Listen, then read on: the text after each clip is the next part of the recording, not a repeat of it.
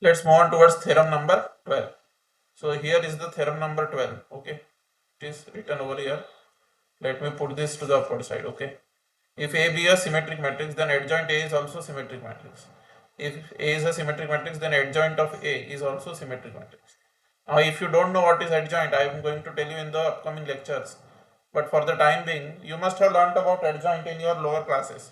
In your lower classes, you must have learnt about adjoint and inverse.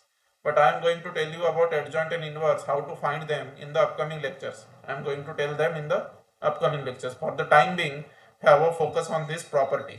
If A is a symmetric matrix, then adjoint of A is also symmetric. What is adjoint and what is inverse, I am going to tell you in the upcoming lectures. So if A is symmetric, then adjoint of A is also symmetric. This is the thing which we need to prove. Now A is symmetric matrix, so by definition what will happen? A is symmetric matrix, so by definition A transpose will be equal to A. A transpose will be equal to A. Why? Because A is symmetric matrix. By definition, this is by definition. Let this be equation 1. Let this be equation number 1. Now adjoint of A transpose, adjoint of A complete whole transpose, adjoint of A whole transpose, that is we are taking adjoint first, and then we are taking transpose. We are taking adjoint of A first, we are taking adjoint of A first, and then we are taking transpose. That is equal to taking transpose first and then taking adjoint. Okay, taking adjoint and then taking transpose is equal to taking transpose first and then taking adjoint. So adjoint of A whole transpose is equal to adjoint of A transpose. Okay, but A transpose is equal to A by definition.